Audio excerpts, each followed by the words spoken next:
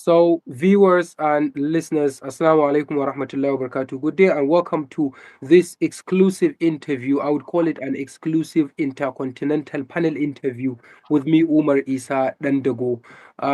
This is because I am joined by, right now, two important guests, both of whom living far from each other but connected by one thing, that is analysis of the biggest diplomatic issues of our time via this talk show. And hopefully later I will be joined by a Nigerian academic who will also contribute to the issue.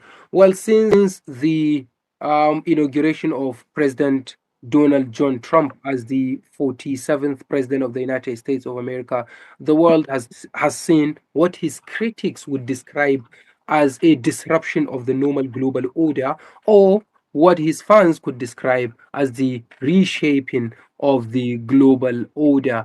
Well, a lot of things will be under our scrutiny this time around. How the Americans are now reacting and responding to Donald Trump's leadership and his style and his policies, also in what they call or what we term as Trump 2.0.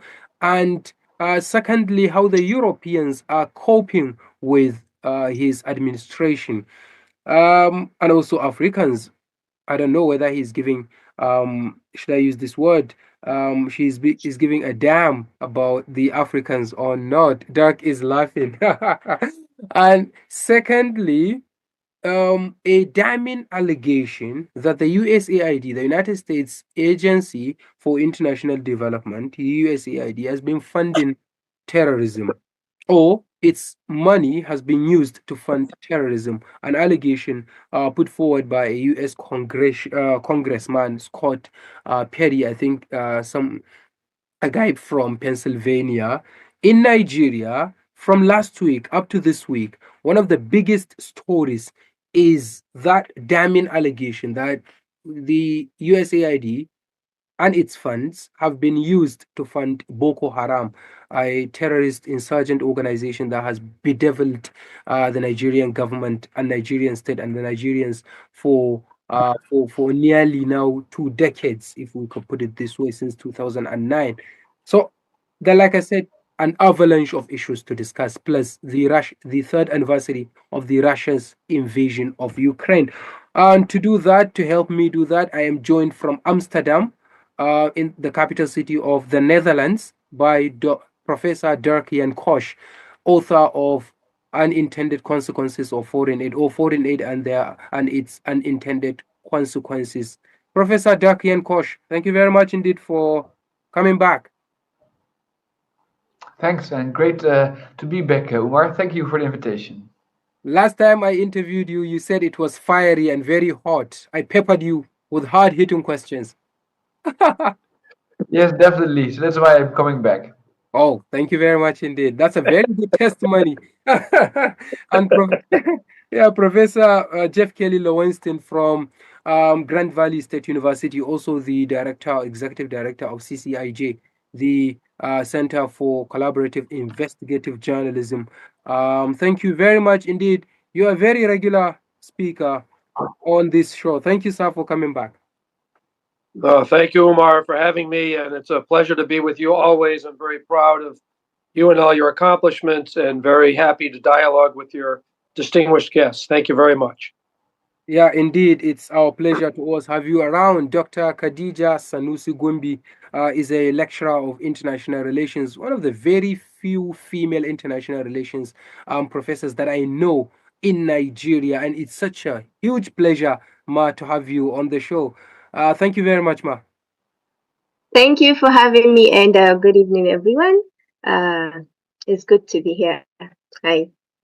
All right, that's fantastic. So let's get started. If I may, let's look at Donald Trump's presidency from outside in, from outside looking in. And I would start with Professor Darkian Koch. I don't know, are you a fan of Donald Trump? Because last time when I hosted you, you said that your political ideologies are entirely different from that of one of your Dutch politicians, Geert Wilders, and he's a very big fan of Donald Trump. So I would say Do you like Donald Trump or not? No, I don't think that Donald Trump has a positive agenda for many of us. I think it will serve a couple of people, but not the large majority of people across the globe. So, no, I'm not a big fan. All right. And that is to say, this is the generality of the opinion of the Europeans right now, that they are not only skeptical about Donald Trump, they find him, should I say, repugnant? They find him disgusting because he's now disrupting their own order. Should I say that? Well, I think the main critique is his unreliability, actually, and that is putting Europe in a dangerous situation with respect to Ukraine and Russia. I think that's what concerns a lot of people. Okay. So, I don't know, Dr. Khadija Sanusugumbi, coming from outside in, how do you see the coming back of Donald Trump, the Trump 2.0 now as a Nigerian, as an African, as a student and scholar of international relations? Well, for me, I think what matters is what happens to America during Donald Trump. What the administration is there to offer for the citizens of America, as well as how individuals or the global image of America is going to be for Donald Trump to be the president wasn't really a shock to me, because you remembered our discussion. I told you that I see Donald Trump coming back this 2024, 2025, because we have in the history of America, we don't have female president, right? And it will be very difficult for Kamala Harris to just emerge as a first female president when we had Clinton, which had more of the advantages to be president and yet lost it. So it will take time for America to actually come up with a female president. And that's why I said Trump would eventually emerge as president. Yeah, that's fantastic, which means his emergence and re-emergence, and his, well, to put it in JD Vance's words, his remarkable political comeback did not shock you. No, really not. Yeah, because you already had predicted it. Jeff, coming from the U.S. state of Michigan, okay, what can you say about what Dr. Khadija and Professor Duck have spoken about their own point of view about Donald Trump versus how are you finding his leadership right now in America? Yeah, no, thank you, Umar, and thank you, Professor Dirk and Dr. Khadija. So I'd say a couple of different things. One is that, pardon me, being in Michigan, we were in a swing state during the election, and my wife and I, even as I'm a journalist, I felt it was very important. We both felt it was very important, given the threat to democracy that we felt Donald Trump represented, that we did canvassing for about the last 3 months of the campaign. We went door to door once a week for hours, knocking on doors and talking to voters. And given those conversations, like Dr. Khadija said, I wasn't particularly surprised that Donald Trump emerged victorious in Michigan. The combination of the inflation, people were quite concerned about the inflation.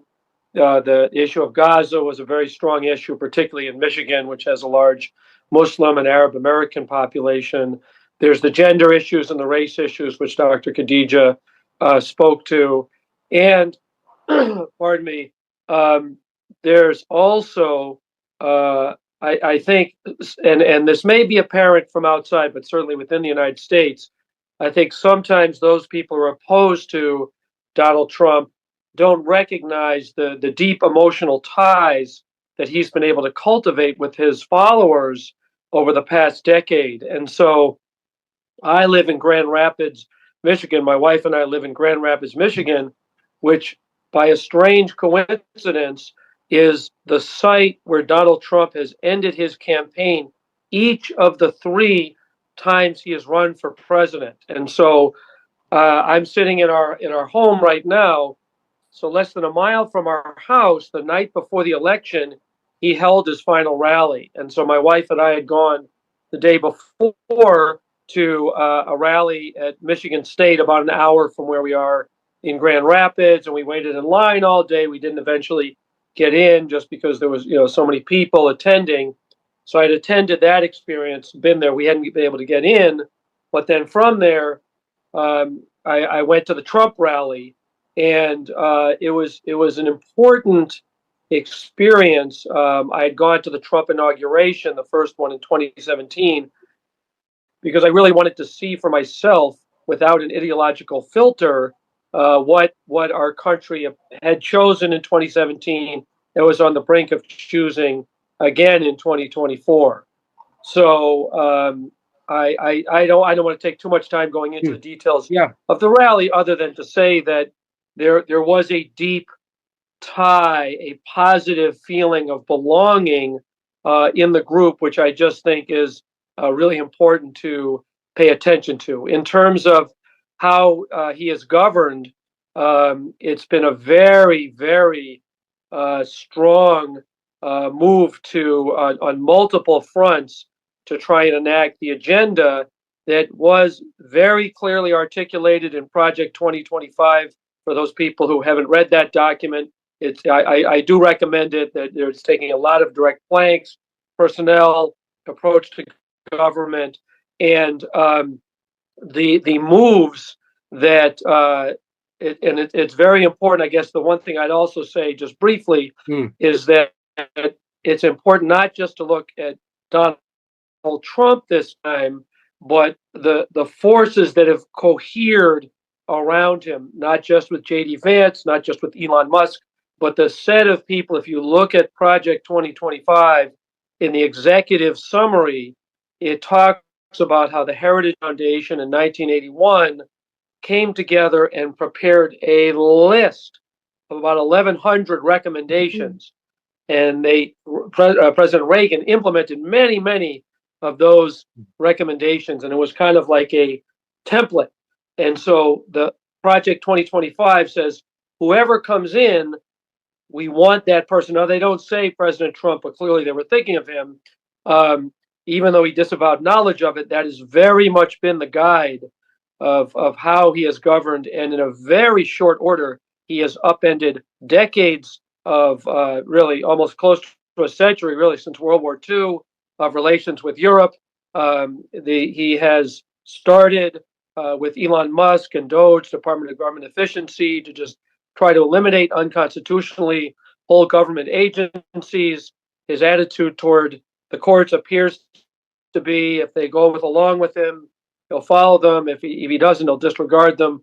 So it's a very serious moment that we are in within the United States. I know you're asking me to comment within the United States, and then, as our colleagues have shown, with just major, major implications and consequences for a whole host of issues. The only thing, I know I've talked a little while here, but the only thing I would add is that the other thing that's very noteworthy is that this past weekend there was CPAC, which is kind of this annual conservative gathering.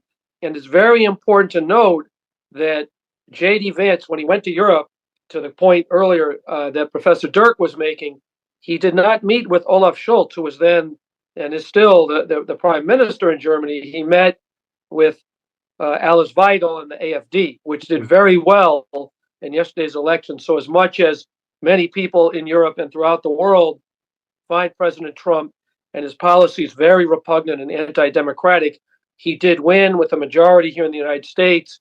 And the right wing, far right, is quite ascendant in Germany and in other parts in Europe, but also, as we saw in Latin America with Javier Milei, who was at CPAC and gave Elon Musk a chainsaw.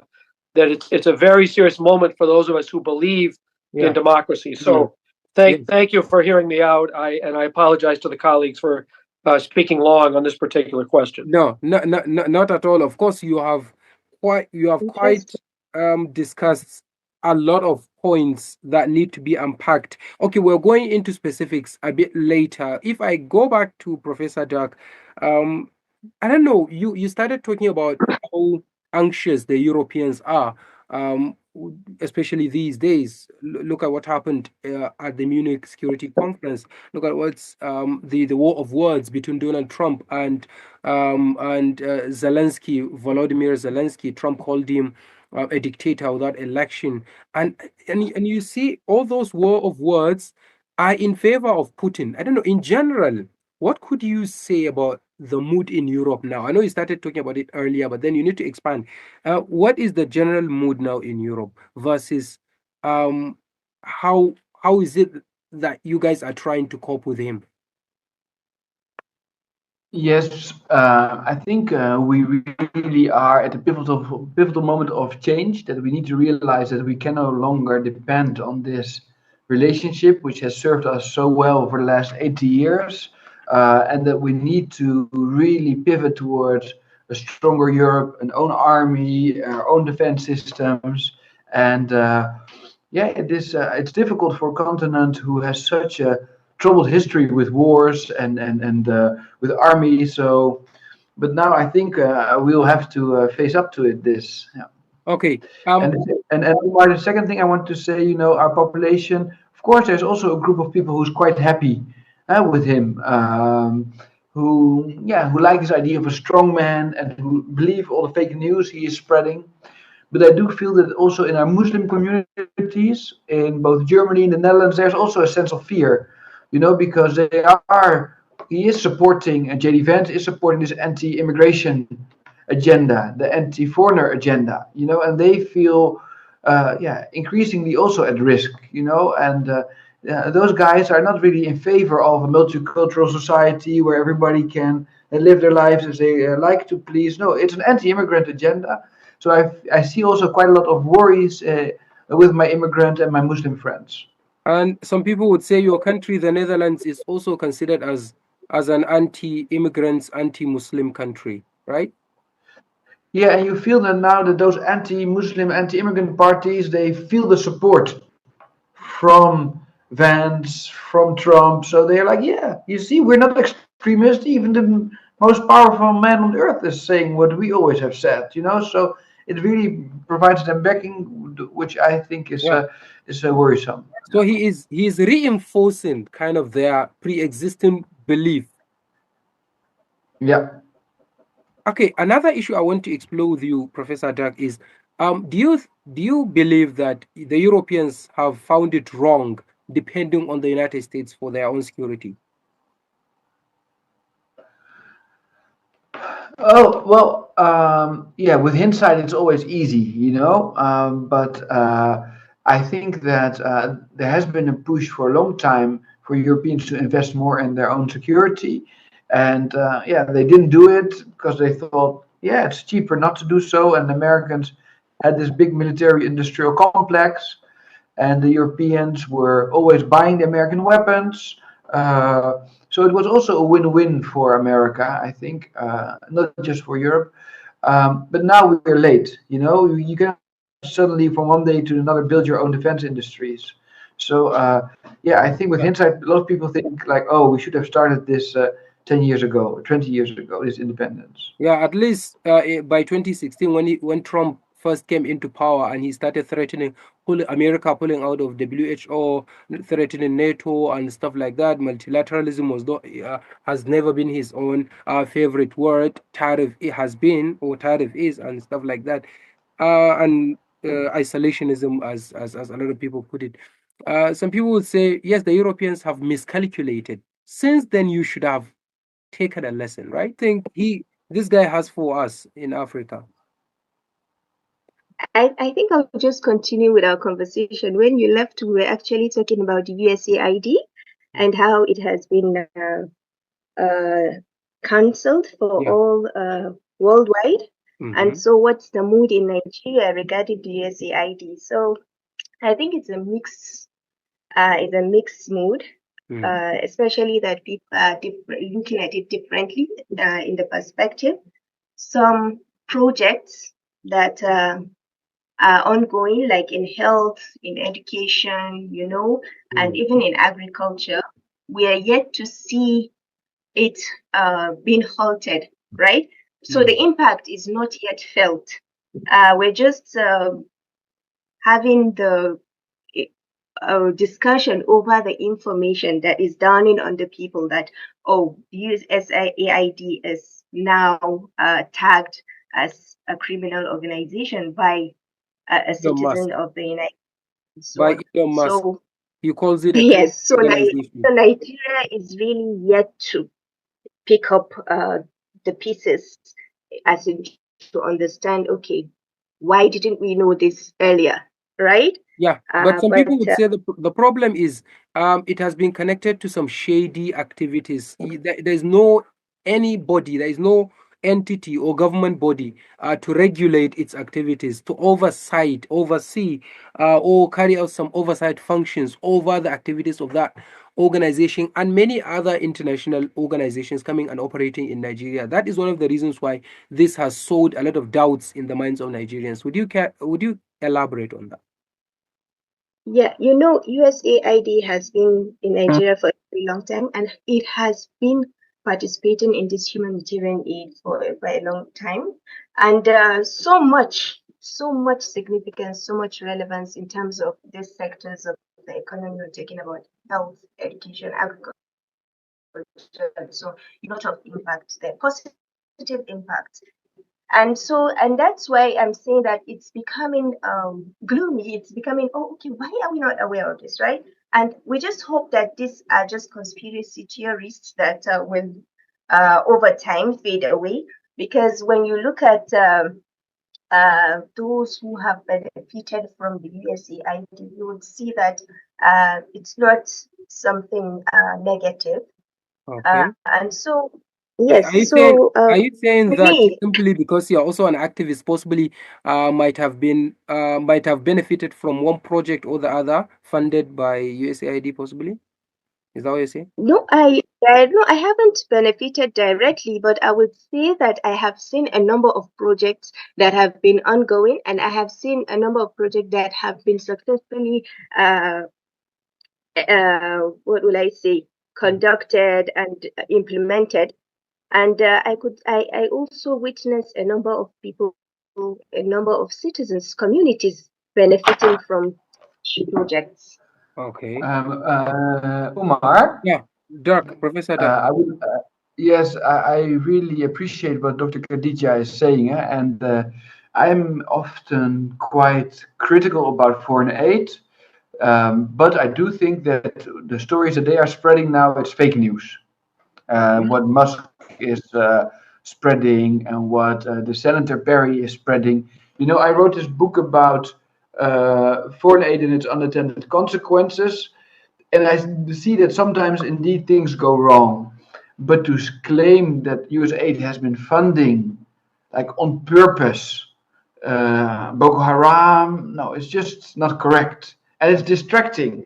Okay. Because I think the Nigerian population should be discussing, how can we deal with the gaps left behind by USAID funding freeze? How do we make sure we don't have a problem in a couple of months, instead of all the headlines now being dominated by this fake news story?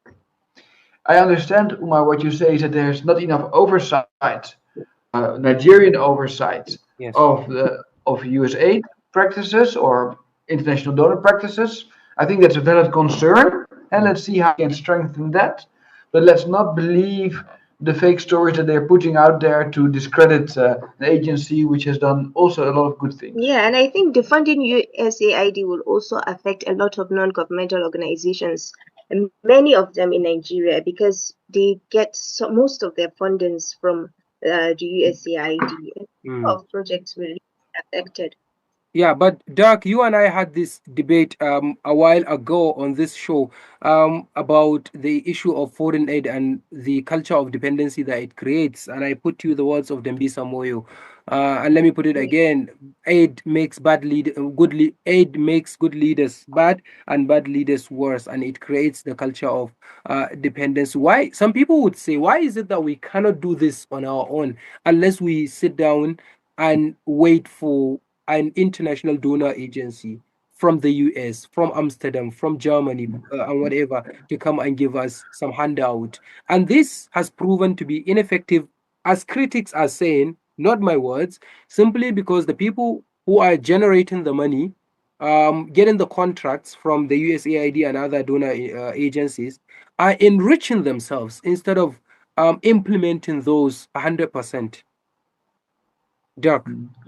Yeah, I think like the Trump administration is a wake-up call for Europe to be more self-dependent in terms of security. I think, or I hope that at least also this freeze of US aid is a wake-up call for many African countries to start investing more themselves in health and education. But therefore, yeah, you need to tax more. You'll need to make sure that higher class Nigerians start to pay their taxes, and that this money is spent on health and education. I think yes, that's an important trajectory decision to take. But in the meantime, it's very useful. A lot of kids are going to school, are getting malaria treatment because of this. So I think the one does not have to exclude the other. You can accept a bit of funding, but at the same time try to build your own tax base. Definitely. So, Professor Jeff Kelly, come in. As an American, I want you to look at this issue, well, both passionately and objectively. What does the United States of America stand to benefit from when it pumps in a lot of millions of dollars or billions of dollars worth of foreign aid to other countries? Yeah, thank